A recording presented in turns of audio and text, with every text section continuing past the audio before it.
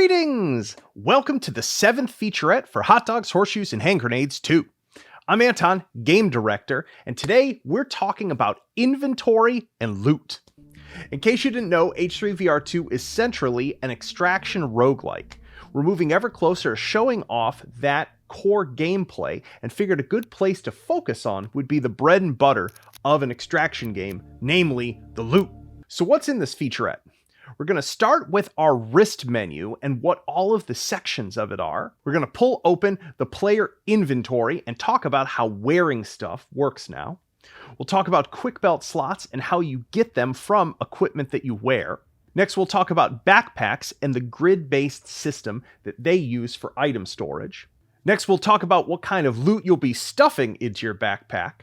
We'll talk a bit about the resources system and recycling loot that you find to be able to craft objects. I'll give you a peek into our work in progress carry weight system and talk about how that'll impact everything from power-up duration to recoil. And then I'll talk a bit about our continued work on our physics-based recoil system, some of which you may have seen in clips this past week. Let's take a look at the wrist menu in H3VR2. It's way more sophisticated than in the first H3. We've got our player experience and level at the top, and then a row of tabs beneath it. From left to right, we've got your inventory, where you can see our beautiful Sosigi self. Hi, me! We've got our work orders tab, which is where all of your quest information will be. We'll cover that in a future featurette. We've got the game tab, which will have all of the options that are specific to a game mode or scene that you're in. You know, cleaning things up, reloading scenarios. It'll depend on what part of the game that you're in for what goes in this tab. And then we have a notifications tab where you can see all of the relevant events that have happened to you. Unlocks, experience gain, new work orders, and you can click on those items in the notifications menu to bring you to the correct part of your wrist menu for that thing. What kind of inventory system does H3VR2 have? Especially now that it's a full-blown extraction roguelike. Let's look at it. We've got slots for different wearables. Hats and helmets, ear pro, eye pro, backpack, rig, gloves, belt, and underclothing. You can grab objects directly out of the slots in this inventory, like with the clothing here, whereas items like helmets can actually be pulled directly off of your head and popped back on. You've also got a dedicated over-the-shoulder slot that's always present that can fit pretty much everything except the very largest objects in the game. It's reached over your right shoulder. We've got a ton of both functional and decorative wearables planned for H3VR2. And because I know you'll ask, yes, there's going to be body armor, hot dog shaped body armor, but we're going to be covering armor and rigs in a later featurette. So how do pockets work in H3VR2? We've called these quick belts since the first game, and they work differently here than in H3.1. In H3.1, your layouts were sort of like a global setting that you picked in the options menu. They weren't tied to gameplay at all. Whereas in H3VR2, the quick belt slots that you have are determined by the gear that you're wearing. We're just showing off the belt today. Take a look at this. You can see we've got a variety of small and medium slots from the belt that we're wearing. When I pop it on, we'll see those slots are now on my body. What's cool is you can actually put objects into the slots, then take the belt off, and the objects are still sitting in it. This means that you can do a little bit of like Tarkov style inventory compression play because you can sort of take that belt and then fit it into a backpack that is large enough for it. Different belts will obviously have different trade-offs. We want to make inventory play deep and rewarding with lots of variations in loadouts, lots of different sorts of builds and combinations of equipment that will allow you to carry the very, very varied equipment in the game. What about backpacks in H3VR2? This is a feature that's grown a lot since the first game. The first thing is you have a dedicated backpack slot in your inventory, and you can access it two ways.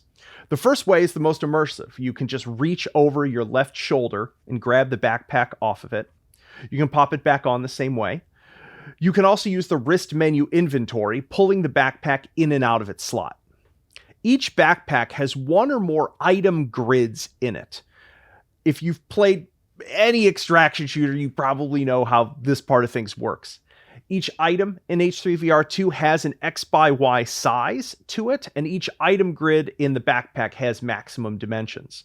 Some backpacks are specifically designed to hold really long items, like this rifle bag, but don't work well for bulky objects that are large on both X and Y. Just like the belts, there'll be plenty of trade-offs. We even have some backpacks planned that are called tech backpacks, where some of the storage space that would normally be present has been traded for special properties, basically coming from a high-tech device, to give you things like damage absorption or signature reduction. So what kind of loot is there in H3VR2? There's the functional stuff, obviously: guns, grenades, wearables, mags, and ammo. Facility levels will have supply rooms in them that are a little bit like they were in Take and Hold in H3, although many of them will be themed, so you'll come across a supply room that is very clearly like a security station / armory, and you'll find guns and mags in it, or you'll find another supply point that is clearly more of like a maintenance room, and you'll find improvised melee weapons, tools, and things like that. There's also going to be a lot of junk items, and these serve two purposes. You might have some collection-centric work orders, like, if your favorite SOSIG NPC just really needs you to find them an air fryer. But they're also super useful for breaking down into the game's base resources. In H3VR2, all objects are worth a certain amount of our 3 base resources: meat, mustard, and metal. Meat is the game's universal biopolymer. Think of it like an uber plastic. Mustard is a suspension liquid for nanites, sort of the universal liquid computation capacity and transformable complex chemicals. And lastly, metal, which is pretty self-explanatory, your base material for guns, armor, and such.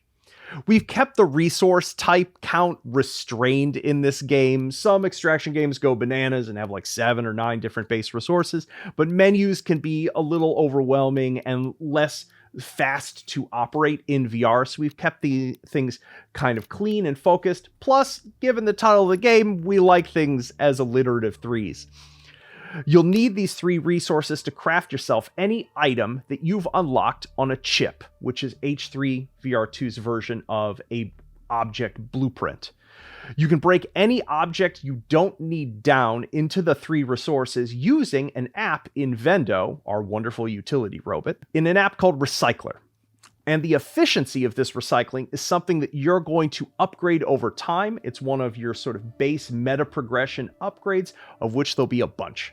So is there like a carry weight limit in H3VR2? There is, and it influences a whole bunch of game mechanics. If you look at the inventory tab in the wrist menu, you can see that it tells us 2 things: how much we're carrying and holding, and what weight class that makes us. The weight classes are a smooth progression, but they have named ranges, and that take us from naked all the way up to cargo freighter at the highest. Weight class will impact a bunch of things, but we're going to look at 2 of them today. The first is power-up duration. Let's use some testing tungsten cubes to show this off. If I pop a muscle meat power-up while wearing nothing, it's going to last a long time, like almost 2 minutes. If I grab this backpack full of tungsten cubes, however, it'll shoot me all the way up to max weight, and the power-up will expire within like 5 seconds. Weight class also impacts recoil drift and recovery. Let's demonstrate this with full autoing in AR. Here's a mag dump while totally unencumbered, and here's one while carrying way too much. We'll cover the other impacts of carry weight in a future featurette. H3VR2 has true physics-based gun recoil. We've been iterating on it a ton. Let's talk about it in more detail. Most games, when they do recoil, it's basically an animation or some kind of set pattern.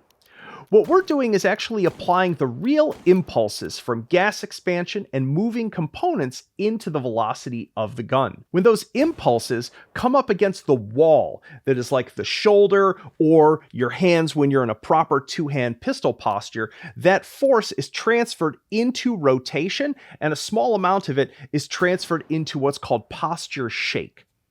In addition, we have this concept called recoil drift, which is the accrued instability of your hold on the gun from related impacts. This accrues much faster the worse your posture or hold is, like unusual angles, how heavy the gun is, and if the center of the mass of the gun is further and further from your grip points on the gun. Because folks have talked about this a bit in the comments, there is one limitation to this entire approach to recoil. We do unavoidably lose some sharpness, because this simulation can only advance so fast because of the game's frame rate. 72 FPS is actually not that fast compared to how fast a gun cycles. All of the recoil reference material that we took in slow motion is up at like 960 FPS, and some of the things that happen involving a gun cycling, even up at that speed, are very, very fast. But what we lose in immediate sharpness, we gain in nuance and simulatory consistency. The recoil amounts get to be based on the real masses of everything, and we get all the little impulses from dropping bolts and slides, and from bolts like catching on sears. And personally, I think it's more than worth that trade-off. Anywho, that just about does it for Featurette 7. Thanks for tuning in. Make sure to follow us on all the H3VR2 socials for the very latest news and meme videos. Make sure to like, subscribe, and wishlist the game everywhere. Hope you all have yourselves a wonderful rest of your week, and I'll see you soon. Peace.